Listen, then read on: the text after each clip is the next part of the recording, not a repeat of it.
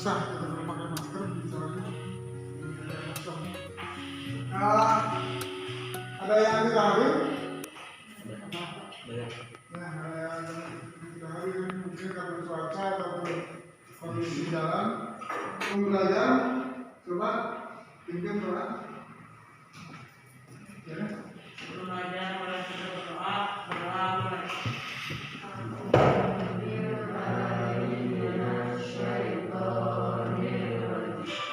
Ya, semuanya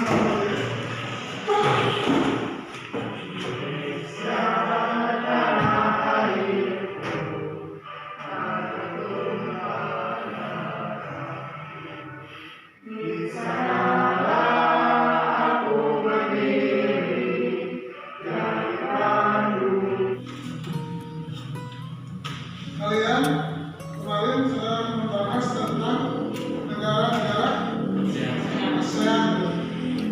Apa itu ASEAN? Panjangan apa ASEAN?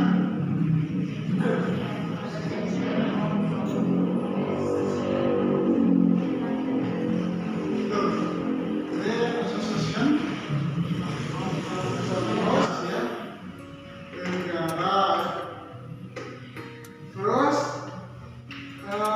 untuk tujuan pembelajaran hari ini, jadi melalui pembelajaran problem based learning, jadi peserta didik dapat mengidentifikasi interaksi antar negara-negara ASEAN dengan sistematis. Jadi silakan kalian buat kelompok 2 orang 2 orang. Kelompok 1, 2, kelompok 3. Untuk setelah itu kalian silakan analisis video. Ya, selamat pagi anak-anak. Kita pada pagi hari ini akan membahas interaksi antar negara-negara ASEAN. Nah, ini kalian bisa lihat gambar dari bendera negara-negara anggota ASEAN. Untuk tujuan pembelajarannya yaitu melalui model pembelajaran problem based learning, peserta didik dapat mengidentifikasi interaksi antar negara-negara ASEAN dengan sistematis. Untuk materi pembelajaran, pertama pengertian kerjasama antar negara. Kerjasama antar negara yaitu dapat diwujudkan dalam konsep interaksi antar negara. Jadi terdiri antar beberapa negara yang diwujudkan untuk menjalin kerjasama antar negara dengan negara lain, baik secara politik, sosial, ekonomi, dan budaya. Faktor pendorong kerjasama ASEAN, ada 2 faktor. Yang pertama, berdasarkan kesamaan atau perbedaan potensi alam. Yang kedua, kesamaan dan perbedaan wilayah atau kondisi geografis.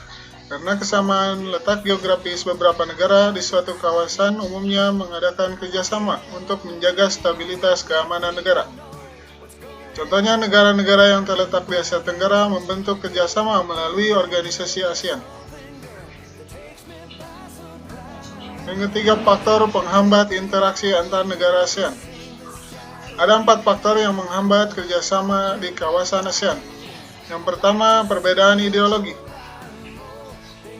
Perbedaan ideologi antar negara merupakan penghambat terbentuknya interaksi antar negara-negara ASEAN. Yang kedua, konflik dan peperangan. Kondisi konflik dan peperangan yang terjadi di dalam negeri ataupun antar negara mengganggu stabilitas suatu negara sehingga akan menghambat kerjasama antar negara-negara ASEAN. 3. Kebijakan protektif. Suatu negara menerapkan kebijakan protektif bertujuan untuk melindungi kepentingan dalam negeri dan meningkatkan daya saing. Yang keempat, perbedaan kepentingan tiap-tiap negara. Kerjasama dibutuhkan bagi perkembangan kerjasama antar negara di dunia. Tapi dalam kerjasama antar negara, tiap-tiap negara memiliki kepentingan yang berbeda. Perbedaan ini menjadi salah satu penghambat kerjasama yang tidak harmonis. bentuk kerjasama ASEAN. Yang pertama adalah kerjasama di bidang sosial dan budaya. Kerjasama sosial dan budaya ASEAN dilaksanakan oleh COSD, Committee on Social Development. Kerjasama di bidang sosial budaya negara-negara ASEAN, yaitu di bidang pembangunan, menekankan kesejahteraan, golongan pendapatan rendah, perluasan kesempatan kerja, serta pembayaran yang wajar, membantu kaum wanita dan pemuda dalam usaha pembangunan. Kedua, kerjasama di bidang politik. Menciptakan ASEAN Regional Forum atau ARF untuk membahas kasus-kasus terkini yang menjadi perhatian ASEAN. Beberapa contoh nyata kerjasama politik dan kesamaan ASEAN adalah Traktat Bantuan Hukum Timbal Balik Bidang Pidana. 3. Kerjasama di bidang pertahanan dan keamanan. Penyelesaian sengketa Laut Cina Selatan, kerjasama pemberantasan kejahatan lintas negara dan mencakup pemberantasan terorisme merupakan bagian dari kerjasama pertahanan dan keamanan antar negara ASEAN. 4. Kerjasama di bidang pendidikan. Negara-negara ASEAN terus kerjasama di bidang pendidikan secara bilateral dan multilateral. Tujuan kerjasama pendidikan meningkatkan kualitas pendidikan di Asia Tenggara dan meningkatnya daya saing internasional. Contohnya Indonesia memberikan beasiswa pendidikan kedokteran, bahasa, dan seni kepada pelajar negara-negara anggota ASEAN. Coba kalian sebutkan negara-negara anggota ASEAN. Nah, sudah dijawab. Selanjutnya, kalian perhatikan video pembelajaran berikut ini dengan seksama.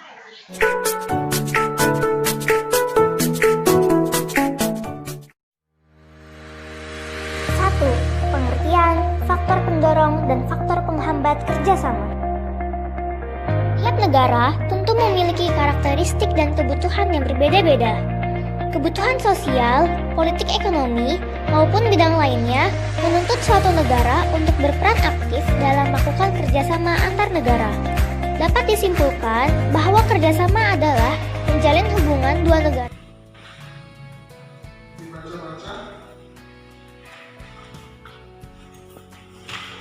Setelah dibaca-baca, kalian tulis apa yang ingin diketahui dari bacaan tersebut. Pertanyaan, tuliskan pertanyaan. Silakan. Ayo mengerjakan apa? Tulis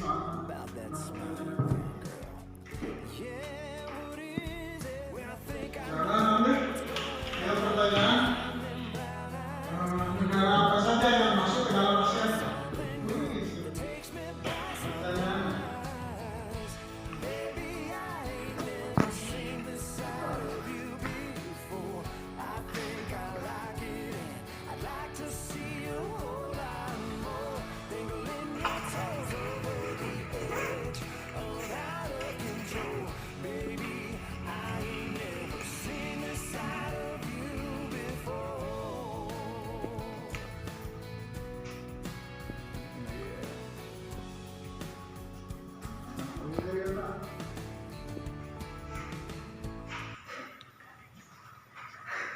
Perkenalkan dulu.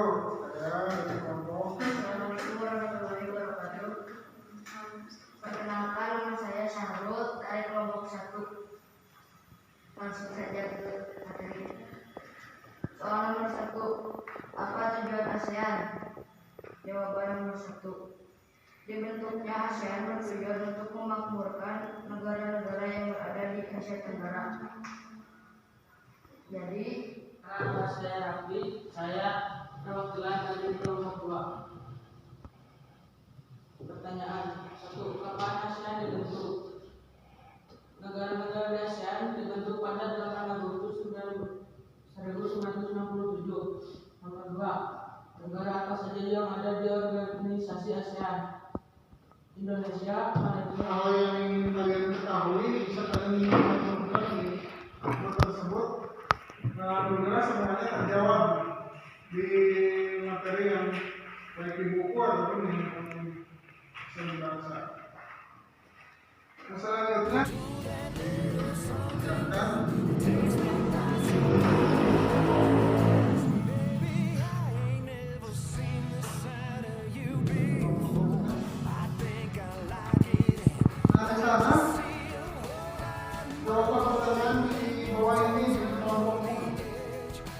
sini ada faktor pendukung, faktor pendukungnya namanya dari sana gitu.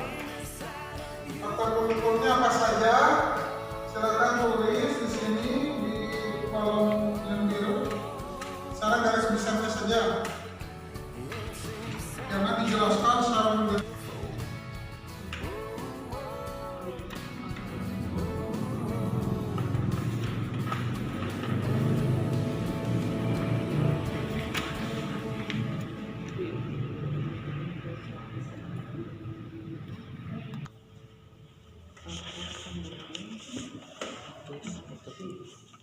Habis.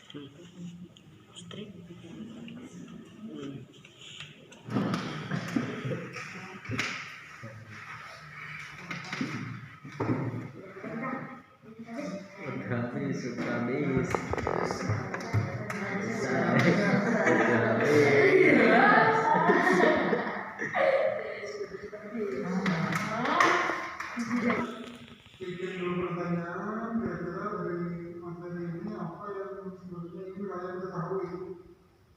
Nah setelah itu kalian jawab sendiri. Nah itu belajar yang cepat daripada kalian belajar membaca terus dari A sampai J, karena tidak ada tantangan, karena tidak ada gerakan ditutup